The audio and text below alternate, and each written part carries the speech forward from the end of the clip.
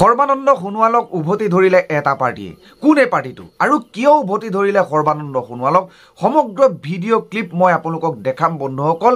তাৰ আগতে এটা কথা মই আপোনালোকক কৈ থব বিচাৰিছো, যিখন আইনৰ বাবে অসমত এটা ভয়ংকৰ পৰিৱেশৰ সৃষ্টি হৈছিল, যিখন আইনৰ বাবে অসমত ৫টাকৈ ল'ৰাৰ মৃত্যু হৈছিল, যিখন আইন বাতিল কৰাৰ প্ৰতিবাদত সমগ্ৰ অসমবাসী ৰাইজ ৰাজপথত ওলাই পৰিছিল, সেই সকল অসমবাসীৰ ৰাইজক মাত্ৰ এষাৰ কথাৰে সান্তনা দিব বিচাৰিলে সৰ্বানন্দ সোণোৱাল ডাঙৰীয়াই।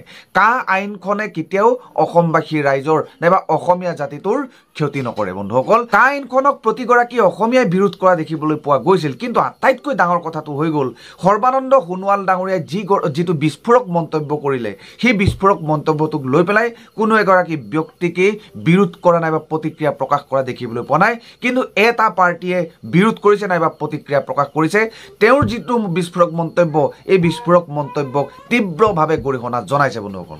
লোকসভা সমষ্টিৰ বিজেপিৰ প্ৰাৰ্থী সৰ্বানন্দ সোণোৱাল ডাঙৰীয়াই কা সন্দৰ্ভত এটা মন্তব্য কৰিছে। মন্তব্যটো হৈছে যে তেওঁ কৈছে যে কা সন্দৰ্ভত বিৰোধীয়ে জনসাধাৰণক বিভ্ৰান্তি কৰিব নালাগে। যিহেতু উচ্চতম ন্যায়ালয় আছে, উচ্চতম ন্যায়ালয়ত গৈ যিসকলে কাক বিৰোধিতা কৰে বা কাক ভাল নাপায়, কাখন ভাল নাপায়, তেওঁলোকক উচ্চতম ন্যায়ালয়ত গৈ আবেদন কৰিবলৈ কৈছে।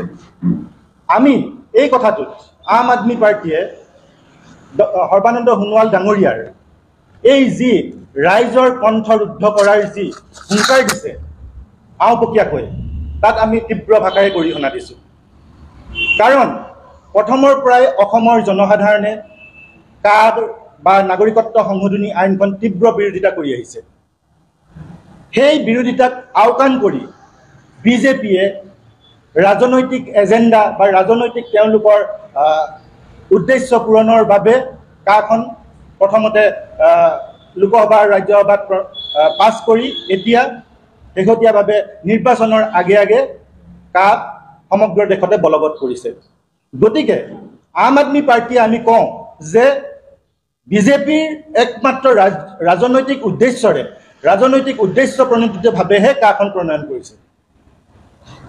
এতিয়া যদি সৰ্বানন্দ সোণোৱাল ডাঙৰীয়াৰ ইমানেই উচ্চতম ন্যায়ালয়ৰ প্ৰতি সন্মানৰ কথা কৈছে, ৰাইজক উচ্চতম ন্যায়ালয়লৈ যাবলৈ কৈছে, কিন্তু ইতিমধ্যে আপোনালোকে সকলোৱে জানে যে উচ্চতম ন্যায়ালয়ত কা বিচাৰ চলি আছে। তাৰ মাজতেই কেন্দ্ৰীয় চৰকাৰে সমগ্ৰ দেশতে কা বলবৎ কৰিছে। সেই ক্ষেত্ৰত বিজেপিয়ে উচ্চতম ন্যায়ালয়ক গুৰুত্ব নিদিয়াকৈ নিজাববীয়াকৈ কাখন বলবৎ কৰি ল'লে। গতিকে তেওঁলোক সৰ্বানন্দ সোণোৱাল ডাঙৰীয়াই কাৰ ক্ষেত্ৰত উচ্চতম ন্যায়ালয় যাবলৈ কোৱা কোনো ধৰণৰ নৈতিক অধিকাৰ নাই। এতিয়া আমি আম আদমি পাৰ্টীয়ে প্ৰথমৰ পৰাই কৈ আছোঁ, প্ৰথমৰ পৰাই কাখন বিৰোধিতা কৰি আহিছোঁ। কাৰণ একমাত্ৰ কাৰণটো হৈছে যে এই কাখনে অসমত, বিশেষকৈ অসমৰ যি ভাষা সংস্কৃতি আছে, সেই ভাষা সংস্কৃতিক একেবাৰে ধ্বংস কৰি পেলাব।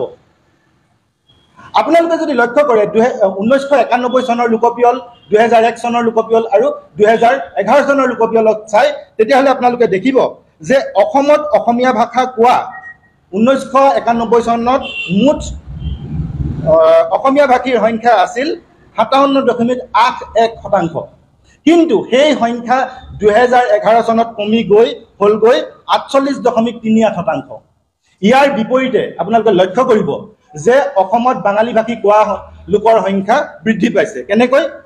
1991 চনত আছিল 21.67%, ইয়াৰ বিপৰীতে 2021 চনত এই শতাংশ হৈছেগৈ 27.54%। গতিকে আমি আমাৰ অসমীয়া ভাষা ৰক্ষাৰ স্বাৰ্থত, অসমীয়া ভাষা সংস্কৃতিৰ ৰক্ষাৰ স্বাৰ্থত সদায় কাৰ বিৰোধিতা কৰি আহিছোঁ। আৰু তদুপৰি যে অসমত এই বিজেপিয়ে কৈ থাকে যে খিলঞ্জীয়াৰ সুৰক্ষা, তাৰ জৰিয়তে বিজেপিয়ে কৈ থাকে যে আমাৰ অসমৰ খিলঞ্জীয়া লোকৰ স্বাৰ্থ ৰক্ষা কৰা হ'ব। এই বিষয়টোত তেওঁলোকে এটা ভুৱা অপপ্ৰচাৰ চলাই আছে।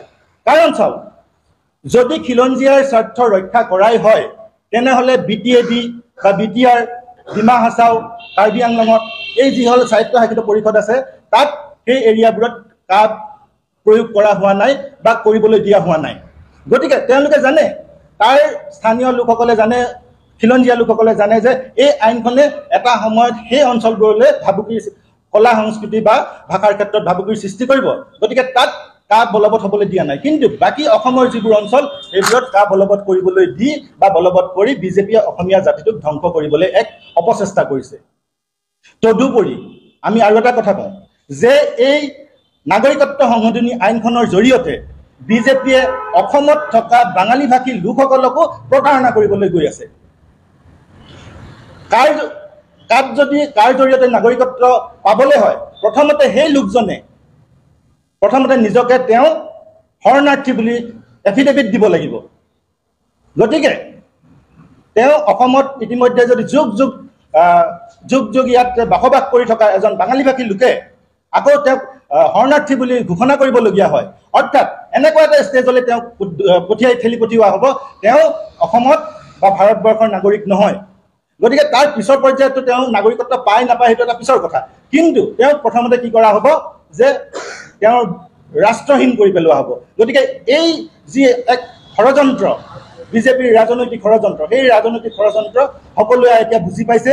আৰু সেইকাৰণেই আমি আম আদমি পাৰ্টীয়ে নাগৰিকত্ব সংশোধনী আইনখন তীব্ৰ বিৰোধিতা কৰিছোঁ।